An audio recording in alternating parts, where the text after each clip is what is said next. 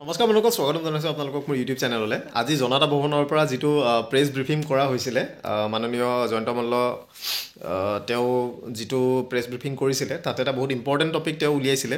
আৰু এই বস্তুটো মই এইবাৰো এডিআৰি বুলি কথা নহয়, যোৱা এডিআৰি 1ত যেতিয়া আবেদন আৰম্ভ হৈছিলে, আবেদন আৰম্ভ হোৱা মানে এডিআৰি এডভাৰটাইজ অহাৰ আগৰ পৰা মই সেই কথাটো কৈ আছোঁ। আৰু এই বস্তুটো বহুতে গুৰুত্ব দিয়া নাছিলে। আপোনালোকে গুৰুত্ব দিয়ে নিদিয়ে সেইটো আপোনালোকৰ কথা, কিন্তু মই ভুল মোৰো হয়, কিন্তু মই যিটো ৰেগুলেশ্যনত হওক বা যিবিলাক ৰুলত পৰে সেই বস্তুখিনি কথাখিনি মই কৈ যাওঁ। আৰু বিশেষকৈ বহুতো নতুন যিসকলে পাছ কৰিছে এডিআৰি সেইসকলে বহুতো বিপদে পৰিচালিত কৰা দেখা যায়, যে কিছুমান উফাইদাং মাৰি কিছুমান উস্তাদি মাৰি কথা কিছুমান কৈ দিয়ে, যাৰ বাবে যিসকলে নতুনে আবেদন কৰিবলৈ গৈ আছে তেওঁলোকে ভাবে যে এই মানুহজনে এডিআৰি 1 পাছ কৰি তেওঁ কোৱা কথাবিলাক সঁচা। চ' সদায় সেই বস্তুবিলাকে নহয়, এই কথাবিলাক আপোনালোকে অলপ চালি জাৰি চাই পেলাই আপোনালোকে চলিব। সেই বস্তুটো লৈ পেলাই বহুতৰ লগত লাগি থাকিব, সেইবিলাক পিছৰ কথা।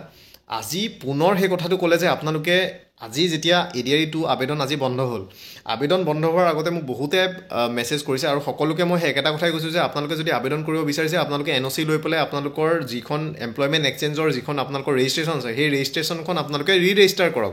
ৰেজিষ্টাৰ এইকাৰণে কৰক, তাতে আপোনালোকৰ এটা অপশ্যন থাকে যে R U A government employee, আপোনালোকে সেইটো য়েছ কৰি পেলাই এনঅ'চিখন আপলোড কৰি আপোনালোকে ৰেজিষ্টাৰ কৰক। আপোনালোকৰ একে নম্বৰে থাকিব, খালি এমপ্লয়মেণ্ট এক্সচেঞ্জখন আপোনালোকৰ আপডেট হৈ যাব যে আপোনালোকে চাকৰি পালে।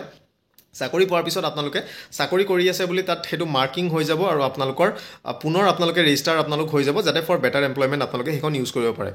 সেইটো নকৰাকৈ বহুতে আবেদন কৰি আছে। আৰু দ্বিতীয় কথা হৈছে বহুতে নিজৰ গ্ৰেজুৱেট বা পষ্ট গ্ৰেজুৱেট তেওঁলোকৰ সেই বস্তুবিলাক লুকুৱাই পেলাই তেওঁলোকে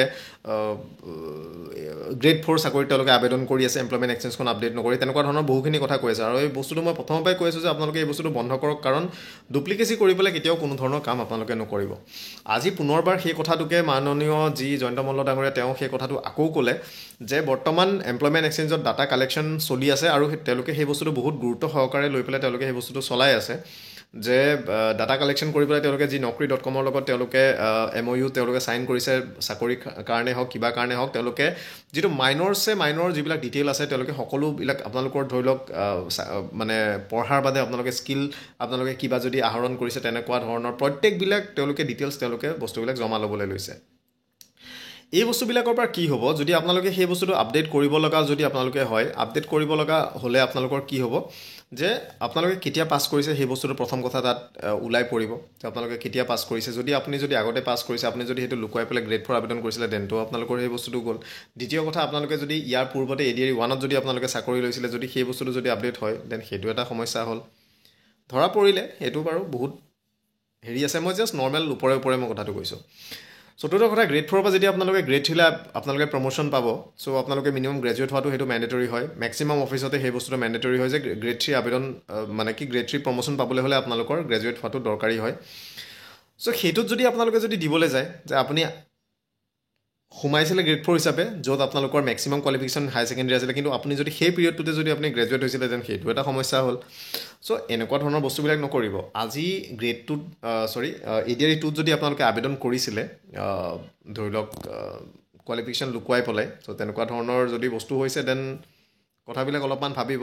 চ' আজি কি কৈছিলে সেই বস্তুটো দেখাই লওক এবাৰ চাই লওক। বা আমাৰ যুৱকসকলৰ ৰেজিষ্ট্ৰেশ্যনৰ এটা নিয়ম আছে, যে যাক আমি এমপ্লয়মেণ্ট এক্সচেঞ্জৰ ৰেজিষ্ট্ৰেশ্যন বুলি সাধাৰণ অৰ্থত কওঁ।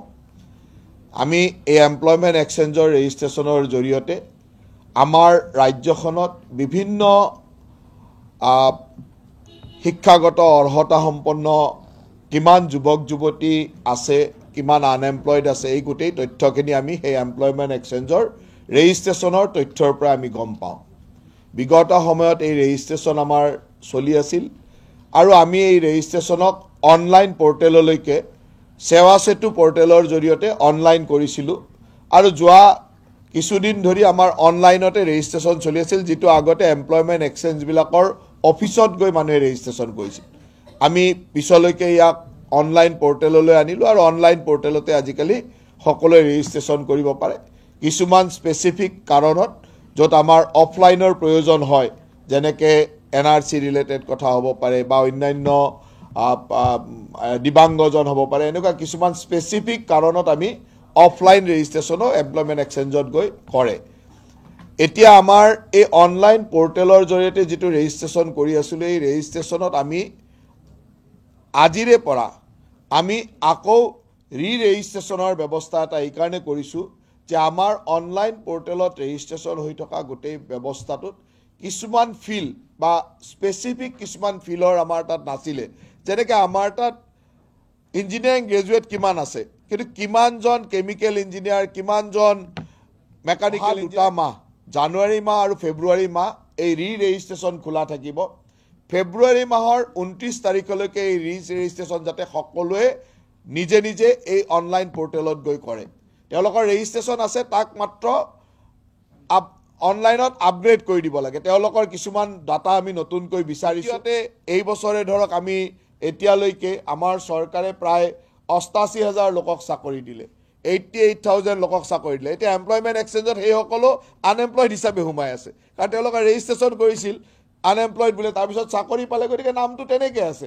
তেখেতসকলে এতিয়া এমপ্লয়ড বুলি তেওঁলোকে ৰেজিষ্ট্ৰেশ্যনৰ ৰুমত কৈ দিব যে তেওঁ এমপ্লয়ড হ'ল। ইয়াত এমপ্লয়ড লোকেও ৰেজিষ্ট্ৰেশ্যনত থাকিব পাৰে, যে যোনে এমপ্লয় হৈ গ'ল তেওঁলোকে এমপ্লয়ড বুলি ৰেজিষ্ট্ৰেশ্যন কৰি থৈ দিব। তেওঁৰ বেটাৰ এমপ্লয়মেণ্টৰ কাৰণে সেই স্কোপটো দেখিলে বস্তুটো তেওঁ ক্লিয়াৰলি ক'লে। আৰু এই বস্তুটো মই আগতেই কৈছোঁ যে আপুনি এমপ্লয়মেণ্ট এক্সচেঞ্জটো একচুৱেলি কি হয়? এমপ্লয়মেণ্ট এক্সচেঞ্জটো হৈছে যে যিসকলে আনএমপ্লয়ড মানুহ হয়, সেই আনএমপ্লয়ড মানুহখিনিৰ ডাটা কালেকশ্যনৰ, আনএমপ্লয়ড মানুহখিনিৰ যিটো ডাটা কালেকশ্যন চেণ্টাৰ হয়, সেইটোৱে হৈছে এমপ্লয়মেণ্ট এক্সচেঞ্জ। আৰু ইয়াত আপোনালোকে চাকৰি নাথাকোঁতে আপোনালোকে যেতিয়া ৰেজিষ্টাৰ কৰিছে, তেতিয়া আপোনালোকৰ ডাটাবেছটো আনএমপ্লয়ড হিচাপে গুচি যায়। আৰু আনএমপ্লয়ড হোৱাৰ পিছত যেতিয়া আপোনালোকে কিবা এটা চাকৰি আপোনালোকে পায়, সেই চাকৰি পোৱাৰ পিছত আপোনালোকৰ নৰ্মেলি এমপ্লয়মেণ্ট এক্সচেঞ্জত আপোনালোকৰ কি হয়, আপুনি চাকৰি পোৱাৰ কাৰণে এমপ্লয়মেণ্ট এক্সচেঞ্জৰ নাম্বাৰটো নোহোৱা হৈ যাব লাগে, কাৰণ আপুনি অলৰেডি এমপ্লয়ড হৈ গ'ল আৰু আনএমপ্লয়ড লিষ্টৰ পৰা আপোনাৰ নাম কাটা যায়। কিন্তু সেইটো নহয় মানে। অ'কে, চ' সেই বস্তুটো নোহোৱাৰ কাৰণে কি হয়, আপোনালোকে সেই বস্তুটো নিজেই মেনুৱেলি কৰিব লাগে। সেইটো আপোনালোকৰ দায়িত্ব। সেইটো মেনুৱেলি কেনেকৈ কৰিব, যে আপোনালোকে ৰেজিষ্টাৰ কৰিব লাগে। ৰেজিষ্টাৰ কেনেকৈ কৰিব? গভৰ্ণমেণ্ট এমপ্লয় হয় বুলি, বা সেইটো আপোনালোকে য়েছ কৰি পেলাই NOC-খন আপলোড কৰিব লাগে এমপ্লয়াৰৰ পৰা, যে আপোনালোকে চাকৰি পালে। চ' সেই বস্তুটো হোৱাৰ পিছত কি হয়, আপোনালোকে চাকৰি পোৱাৰ পিছতো বেটাৰ এমপ্লয়মেণ্টৰ কাৰণে আপোনালোকে যেতিয়া ৰেজিষ্টাৰ কৰিছে, সেইটো ছেপাৰেট ছেকশ্যনত আপোনালোকৰ বস্তুটো আপোনালোকৰ থাকি যায়। আৰু যিসকল আনএমপ্লয়ড হয়, যিসকল নেচাৰেলি যিসকল নৰ্মেলি আনএমপ্লয়ড হৈ আছে, সেইসকলৰ বস্তুটো ডাটাটো বেলেগকৈ থাকে। চ' এতিয়া আপুনি যদি চাকৰি কৰি থাকি কেনে আপোনালোকে যদি ৰেজিষ্টাৰ নকৰে, সেইটো আপুনি নৰ্মেলি আনএমপ্লয়ড বুলি সেই ডাটাটো আপোনালোকৰ সোমাই থাকিব। চ' জাষ্ট ইন কেছ যদি সেই বস্তুটো যদি পাছৰ পৰ্যায়ত যদি ধৰা পৰে, দেন সেইটো এটা বেলেগ কথা আপোনালোকৰ হৈ যায়। চ' যি কি নহওক, এইবিলাক ইমান ষ্ট্ৰিনজেণ্ট আপোনালোকৰ নহয় কাৰণে আজিলৈকে সকলো মানুহবিলাকৰ কাৰো একো প্ৰব্লেম হোৱা নাই, বা কোনো ধৰা পৰা নাই, তেনেকুৱা ধৰণৰ বস্তু হৈছে। কিন্তু কেতিয়াবা যদি সেই বস্তুবিলাক যদি ষ্ট্ৰিক্টলি যদি চাবলৈ যায়, বা তেনেকুৱা ধৰণৰ যদি কিবা কৰিবলৈ যায়, কৰোঁ বুলি ক'লেতো বহুত কিবা কিবি কৰিব পাৰে।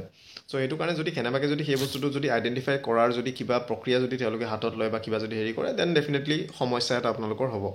চ' মই কওঁ যে যদি আবেদন কৰিছিলে, আপোনালোকে ৰেজিষ্টাৰ কৰাৰ প্ৰক্ৰিয়াটো আপোনালোকে সম্পূৰ্ণ কৰক। আৰু এইটো টাইম আপোনালোকৰ 28 ফেব্ৰুৱাৰীলৈকে যিহেতু বান্ধি দিছে, চ' এতিয়া যিমানখিনি মানুহৰ আপোনালোকৰ আছিলে ৰেজিষ্টাৰ কৰাৰ, আপোনালোকৰ সম্পূৰ্ণ ডিটেইলছ আপোনালোকে ভৰাব পাৰিব। মাইনৰ টু মাইনৰ ডিটেইলছ আপোনালোকে ভৰাব পাৰিব, আৰু নিজৰ এমপ্লয়মেণ্টৰ এক্সচেঞ্জৰ চাৰ্টিফিকেটখন আপোনালোকে আপডেট কৰিব পাৰিব। সেইটো আপোনালোকে সোনকালে কৰি লওক, কাৰণ আগন্তুক দিনত যিমানবিলাক ধৰি লওক চাকৰি ওলাব, তেতিয়া আপোনালোকৰ কোনো ধৰণৰ সমস্যা নাথাকে। চ' এমপ্লয়মেণ্টৰ এক্সচেঞ্জৰ চাৰ্টিফিকেটখন বহুত আণ্ডাৰ ভেলিউ হৈ আছে, আৰু এই বস্তুটো এই বিভাগটোত বিশেষকৈ ইমান গুৰুত্ব দিয়া নাছিলে। কিন্তু বৰ্তমান যিহেতু দেখা গৈছে যে তেওঁলোকে অলপমান উদ্যোগ লৈছে, এই যিখন চাৰ্টিফিকেট হয় এইখনত অলপমান গুৰুত্ব দি কেনে তেওঁলোকে অলপ চিৰিয়াছলি তেওঁলোকে বস্তুটো লৈছে। চ' ময়ো কওঁ যে আপোনালোকে নিজেও অলপমান চিৰিয়াছলি লৈ পেলাই ধৰি লওক কথাটো গুৰুত্ব অলপমান দিব, কাৰণ যিসকলে ডুপ্লিকেট কৰি পেলাই লৈছে, কাৰণ লৈছে বহুতে লৈছে। চ' আপোনালোক অলপমান সষ্টম আপোনালোকো হওক। আৰু এইবাৰ যিখিনি ADRE 2ত ইমান বাৰে বাৰে কোৱাৰ পিছতো যদি ডুপ্লিকেট কৰি পেলাই আপোনালোকে এমপ্লয়মেণ্ট এক্সচেঞ্জ জালিয়াতি কৰি পেলাই যদি আপোনালোকে চাকৰিত আবেদন কৰিছে, দেন ৰিয়েলি আপোনালোক কেয়াৰফুল হওক, কাৰণ এই বস্তুটো অলপ চিৰিয়াছলি এই বস্তুটো লোৱা হৈছে।